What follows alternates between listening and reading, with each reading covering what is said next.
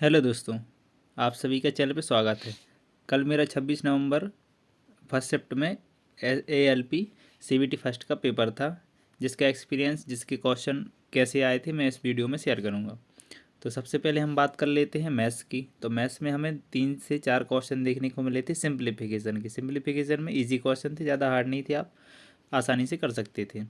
फिर एक क्वेश्चन पूछा गया था टिग्नोमेट्री से। टिग्नोमेट्री में एक क्वेश्चन था कि कोई पेड़ था, वो टूट गया था और 30 डिग्री का एंगल बनाया था, तो बताना था कि ये पेड़ कितनी हाइट से टूटा है। इस टाइप से क्वेश्चन था। एक क्वेश्चन पूछा गया था गोले से। गोले का आयतन हमें उसमें निकालना था। फिर एक क्वेश्चन पूछा गया था बेलन से। बेलन का संपूर्ण पृष्ठ हमें उसमें निकालना था। फिर एक क्वेश्चन पूछा गया था नाव और धारा से। नाव धारा से एक क्वेश्चन पूछा गया था, दोनों की विपरीत चालें दी थी और दूरी दी थी, उसमें निकालना था कि धारा की चाल क्या होगी। फिर एक क्वेश्चन पूछा गया था परसेंटेज से। फिर अगला पूछा गया था, अगला हमारा था नाव धारा का हो गया था, अगला था परसेंटेज से। परसेंटेज से 2 क्वेश्चन पूछे गए थे, सिंपल क्वेश्चन थे, आप परसेंटेज की भी ईजिली कर सकते थे, ज़्यादा हार्ड क्वेश्चन नहीं थे। फिर एक क्वेश्चन आया था अ, समतुल्य बट्टा का। समतुल्य बट्टा में ऐसा क्वेश्चन कि 2 बट्टा दिए गए थे और बताना था कि इसका इक्वल में समतुल्य बट्टा कितना होगा दोनों का मिला के। फिर एक क्वेश्चन हमें पूछा गया था चाल और दूरी से। इस टाइप से क्वेश्चन था कि उसमें कुछ हमें दूरी दी थी, पहले दी थी दूरी और पहले हमें चाल दी थी।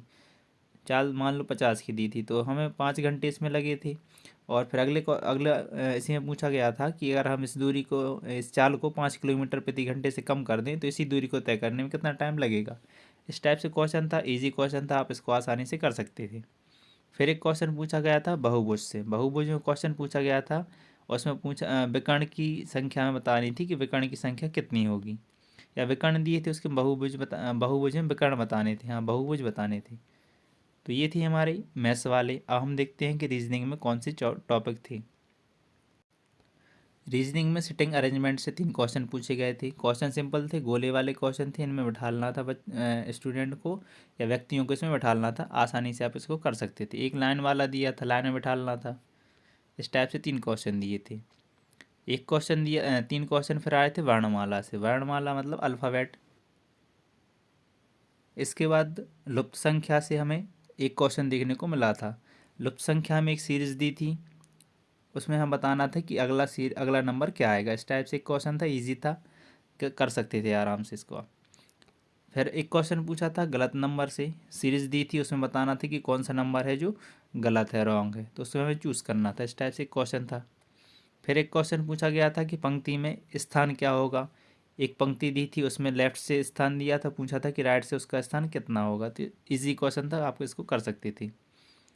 अगला क्वेश्चन आया था, अब हम डिस्कस करते हैं विज्ञान के क्वेश्चन की। साइंस में हमें पादप से 2 क्वेश्चन देखने को मिले थे, सिंपल क्वेश्चन थे। पादप जगत से 2 क्वेश्चन। जंतु जगत की बात करें तो इससे भी हमें 2 क्वेश्चन देखने को मिले थे।